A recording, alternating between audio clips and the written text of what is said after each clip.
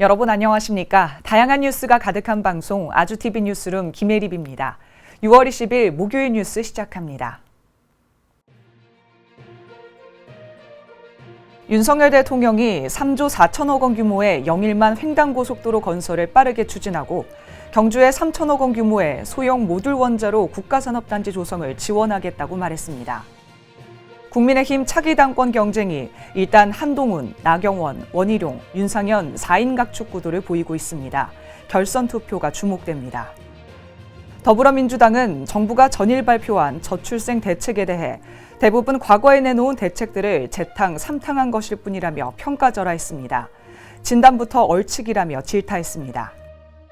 북한과 러시아가 어느 한쪽이 무력 침공을 받아 전쟁 상태에 처하면 상대에게 지체 없이 군사적 원조를 제공하기로 합의했습니다.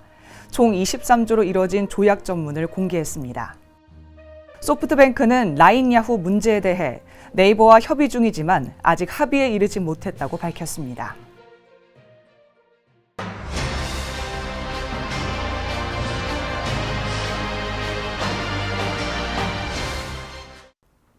윤석열 대통령이 3조 4천억 원 규모의 영일만 횡단고속도로 건설을 빠르게 추진하고 경주에 3천억 원 규모의 소형 모듈 원자로 국가산업단지 조성을 지원하겠다고 말했습니다. 윤 대통령은 경북 경산에서 민생토론회를 주재하며 근대화를 이끈 경북이 더 크게 도약하고 성공적인 지방시대를 열도록 정부가 적극 지원하겠다고 밝혔습니다. 윤 대통령은 8천억 규모의 동해안 수소경제 산업벨트 조성 사업을 지원해 경북을 수소산업의 허브로 키우겠다고 말했습니다. 또 원전산업 성장펀드 조성과 기술개발 등 인프라 확충을 통해 경주에 3천억 원 규모의 SMR 국가산업단지 조성을 지원하고 신한울 3, 4, 5기를 차질 없이 건설해 원전산업 생태계 복원과 신산업화에 경북이 선도적 역할을 할 수 있도록 뒷받침하겠다고 밝혔습니다. 아울러 구미산단을 반도체 소재 부품의 생산 거점으로 육성하겠다고 덧붙였습니다. 경북의 교통 인프라를 대폭 확충하는 정책도 소개했는데 3조 4천억 원 규모의 영일만 횡단고속도로 건설을 빠르게 추진하고 성주 대구 간 고속도로 건설도 더욱 속도를 내서 경북과 전국을 2시간 생활권으로 연결하겠다고 말했습니다. 대구 경북 통합에는 정부 차원 지원을 아끼지 않겠다고 강조했습니다. 국민의힘 차기 당권 경쟁이 일단 한동훈, 나경원, 원희룡, 윤상현 4인 각축 구도를 보이고 있습니다. 결선 투표가 주목됩니다. 윤석열 정부 초대 국토부 장관을 지낸 원희룡 전 국토교통부 장관이 당권 도전 의사를 밝혀 한동훈 전 비상대책위원장에 마땅한 대항마가 없는 친윤계가 원 전 장관을 지원할 수 있다는 관측이 나오고 있습니다. 원 전 장관은 출마 결심을 밝히면서 지금은 당과 정부가 한마음 한뜻으로 민심을 받드는 변화와 개혁을 이뤄내야 한다며 당정일체론을 앞세웠습니다. 일각에서는 친윤그룹이 나 의원과 원 전 장관을 동시 지원하며 반환 전선을 넓히려는 것 아니냐는 시나리오도 거론됩니다. 나 의원과 원 전 장관이 느슨한 연대로 2차 투표에서 한 전 위원장의 과반 득표를 저지한 뒤 결선 투표에서 한동훈 대 반한동훈의 1대1 구도를 만들어 한 전 위원장의 대표 선출을 저지할 수 있다는 겁니다. 그러나 나 의원은 이 같은 개파 구도에 거리를 두면서 친국민 입장을 밝혔습니다. 한 전 위원장은 본격적인 새몰이에 나설 태세고 이들 외에도 윤상현 의원이 출마 결심을 굳힌 것으로 알려졌습니다. 더불어민주당은 정부가 전일 발표한 저출생 대책에 대해 대부분 과거에 내놓은 대책들을 재탕, 삼탕한 것일 뿐이라며 평가절하했습니다. 진단부터 얼치기라며 질타했습니다. 더불어민주당 진성준 정책위의장은 윤석열 대통령이 인구 국가 비상사태를 선언하고 저출생 추세 반전을 위한 대책을 내놨지만 근본적인 반전은 아니라고 말했습니다. 정부가 저출생 대책을 일가정 양립으로 확대하고 인구 전략기획부 신설 등의 의지를 밝힌 것은 의미가 있다면서도 반전이라고 평가하기엔 한참 미달이라고 지적했습니다. 그러면서 2주 단기 육아휴직, 외국인 가사관리사 도입 등에 대해 일선의 부모들은 육아의 현실을 모르고 마련한 정책 같다는 쓴소리를 한다며 실제 현장 목소리는 반절도 반영되지 못한 대책이라고 밝혔습니다. 또 학석 박사 통합과정 신설에 대해선 학교를 일찍 졸업 못해서 결혼을 못하고 아이를 못 낳겠느냐며 진단부터가 얼치기라 처방도 제대로 나올 리 만무하다고 질타했습니다. 진 의장은 저출생 대책의 시작은 아이를 낳아서 키울 환경의 조성이라며 주거와 교육을 지원하고 눈치 보지 않고 육아휴직을 쓸 근로 환경과 노동 시간도 확 줄여야 한다고 강조했습니다. 이어 민주당이 제안한 결혼 출산 지원금, 출생 기본소득, 우리 아이 보듬주택 등 3종 저출생 대책 패키지에 진지한 검토를 요청했습니다. 북한과 러시아가 어느 한쪽이 무력 침공을 받아 전쟁 상태에 처하면 상대에게 지체 없이 군사적 원조를 제공하기로 합의했습니다. 총 23주에 이뤄진 조약 전문을 공개했습니다. 김정은 국무위원장과 블라디미르 푸틴 러시아 대통령이 지난 19일 평양에서 서명한 포괄적인 전략적 동반자 관계에 관한 조약의 제4조에 반영됐습니다. 이 조항은 1961년 북한과 러시아의 전신 소련이 체결한 조소 우후협조 및 상호 원조조약 제1조와 거의 동일해 사실상 동맹복원선언으로 보입니다. 북러는 이 밖에도 국제무대에서 공동보조와 협력을 강화해 나가기로 했습니다. 조약의 효력은 무기한이며 효력 중지를 원할 경우 상대 측의 서면으로 통지하면 통지 1년 뒤 효력이 중지됩니다. 북한과 러시아가 이번에 맺은 조약에는 과거 조약에 공통으로 등장했던 한반도 통일과 관련된 조항이 담기지 않았습니다. 남한을 더는 통일의 대상으로 여기지 않겠다며 남북관계를 적대적 두 국가 관계로 규정한 김 위원장의 의지가 반영된 것으로 러시아도 이를 용인했다고 해석됩니다. 소프트뱅크는 라인 야후 문제에 대해 네이버와 협의 중이지만 아직 합의에 이르지 못했다고 밝혔습니다.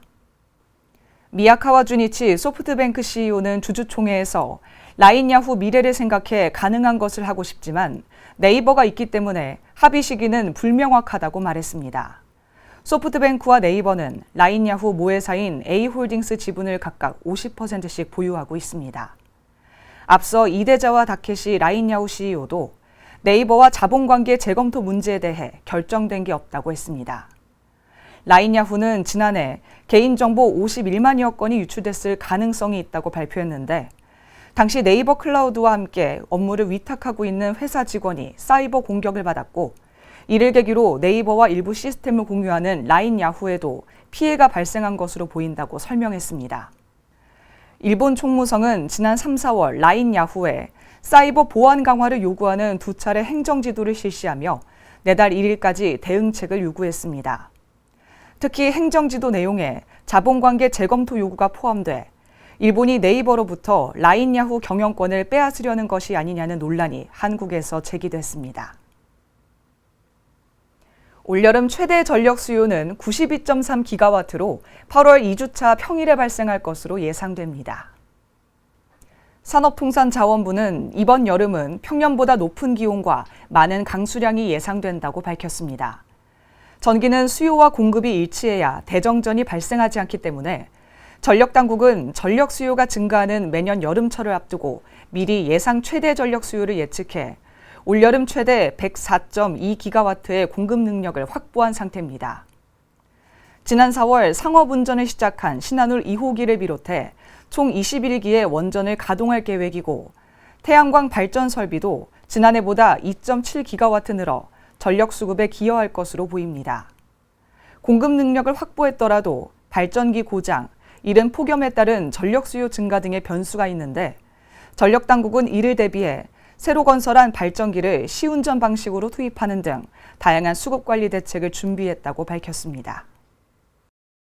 환자단체는 정부에 외국 의사면허 소지자의 국내 의료 현장 투입을 논의하는 공청회를 요구했습니다.